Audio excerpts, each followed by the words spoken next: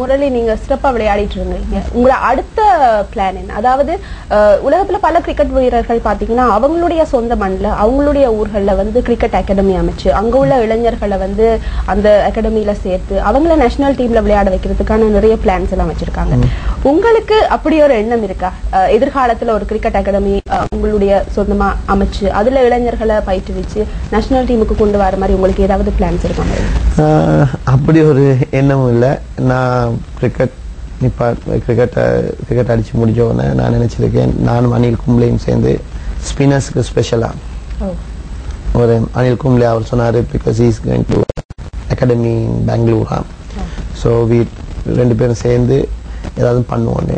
So அந்த மாதிரி ஒரு உத்தேசம் தான் இருக்குது. அதை விட்டுட்டு இந்த அகாடமி வைக்கிறது இதெல்லாம் கிரிக்கெட் போர்ட் தான் செய்யணும். பிகாஸ் நாங்கள் பிளேயர்ஸ்க்கு ஒரு சில இதுதான் செய்ய முடியும். எல்லாம் நினைச்ச மாதிரி ஃபண்டிங் எல்லாம் கிடையாது. ஸோ கிரிக்கெட் போர்ட்ஸ் தான் கூடவே அகாடமி வச்சிருப்பாங்க. Because we can give advice to the people and எங்களோட எக்ஸ்பீரியன்ஸை பாஸ் பண்ணலாம். அதே போல உங்களோட ரசிகர்கள் சொல்றாங்க இந்த சாதனை 1000 2000 இருக்க வேணும், இன்னும் ஒரு 1000 விக்கெட்ஸ், இன்னும் ஒரு 2000 விக்கெட்ஸ் நீங்க வீழ்த்தணும் அப்படின்னு எல்லாரும் ஆசைப்படுறாங்க. ஆனா உங்களோட இலக்கு என்ன? சாதனைக்கு அப்புறம் அடுத்த உங்களோட பிளான், அடுத்த இலக்கு என்ன அப்படின்னு சொல்லுங்க. அடுத்து ஒரு 2-3 வருஷம் ஸ்ரீலங்காக்கு விளையாடுறது தான். எவ்வளவு விக்கெட் வரும்னு அதுக்குள்ள எனக்கும் சொல்ல முடியாது, யாருக்கும் சொல்ல கஷ்டம். ஸோ எப்படி போகுதுன்னு பார்த்துட்டு then we'll decide. உங்களை எந்த மேட்ச் எடுத்துட்டாலும் பொதுவா உள்ள ஸ்ரீலங்காக்குள்ள நடந்தாலும் சில நேரங்களில் வெளிநாடுகள் நடந்தாலும் உங்களோட வைஃபோட உங்களோட அம்மாவை காணக்கூடியதா இருக்கு. அநேகமா நீங்க விளையாடுற மேட்சஸுக்கு பாக்குற இன்னொரு முக்கியமான நபர் அப்படின்னு சொல்லலாம். உங்களுடைய சாதனை, உங்களுடைய அந்த வெற்றி பயணத்துல உங்களோட அம்மாவோட பங்கு என்ன? அதே போல உங்களோட அம்மா எவ்வளவு சந்தோஷப்படுறாங்க, அவங்களோட கருத்து என்ன அப்படின்னு சொல்லுங்க. ஸ்பெஷலி அம்மா தான் கூடவே என்கரேஜ் பண்ணாங்க, அதோட அப்பாவும் தான். நான் சின்ன பிள்ளையில இருக்கக்குள்ளே கிரிக்கெட்னா அவங்களுக்கும் பிடிக்கும். ஸோ என்கரேஜ் பண்ணிக்கிட்டே இருந்தாங்க. ஸோ எவ்ரி மேட்ச் கேண்டியில் விளையாண்டா பார்ப்பாங்க. சில நேரத்தில் கிளம்புக்கு வருவாங்க. பட் மோஸ்ட் ஆஃப் டைம் வெளிநாடுலாம் பார்த்தது கிடையாது. இப்போ முந்தி ஆரம்பத்துல பாத்தீங்கன்னா முரளி இந்த டெஸ்ட் மேட்சஸ் நடந்தது, 5 நாள் நடந்தது. அப்புறம் பாத்தீங்கன்னா 1 டே ஆச்சு, 50 ஓவர்ஸ் இருந்தது, அப்புறம் 20 ஓவர்ஸ் ஆச்சு.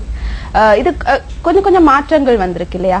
இனி எதிர்காலத்துல இதை விட ஏதாவது மாற்றங்கள் இந்த கிரிக்கெட்ல வரலும், இந்த விக்கெட்ஸ்ல ஓவர்ஸ்ல ஏதாவது மாற்றங்கள் வரும் அப்படின்னு நீங்க நினைக்கிறீங்களா? இல்ல, 20 ஓவர்ஸோட குறையா விளையாட இயலாது. விளையாண்டா அது கேம் நல்லா இருக்காது.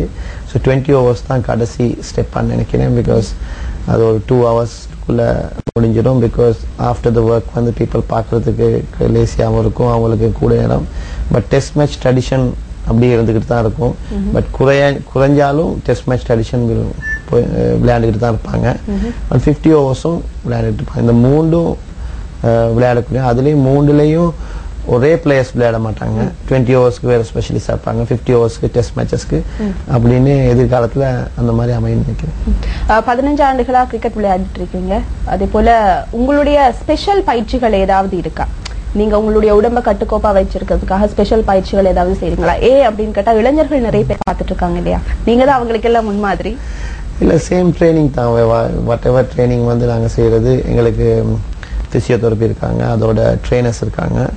ஸோ அவங்களோட அட்வைஸ் படி எவ்வளோ ரன்னிங் செய்யணும், எவ்வளோ ஜிம் ஒர்க் செய்யணும், எவ்வளவு போல் பண்ணணும் அப்படின்னு ட்ரைனிங் இருக்குது. அந்த ட்ரைனிங் கிட்டத்தட்ட ஒரு இந்த வீக் ஒரு 5 days சரி பண்ணுவோம் மேட்ச் இல்லாத நாட்களுக்கு. ஸோ இது செஞ்சே ஆகணும் ஒரு இன்டர்நேஷனல் பிளேயராக இருந்தால். Because fitness is more important. அதே போல உங்களுக்கு ரொம்ப பிடிச்ச பவுலர் யாரு? எனக்கு ரொம்ப பிடிச்ச பவுலர் ஸ்பின் பவுலரா ஃபாஸ்ட் பவுலர். நீங்க ஃபாஸ்ட் பவுலர்னா வஷீம் அக்ரம் தான் எனக்கு ரொம்ப பிடிக்கும்.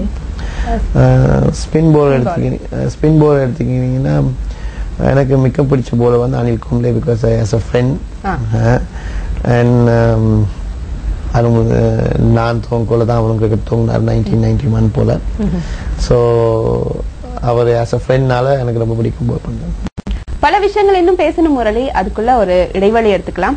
இது உங்களோட பிரேக்கா இருக்கட்டும், அதாவது இது தூஸ்ரா பிரேக். காத்துட்டே இருங்க, திருப்பி வரோம்.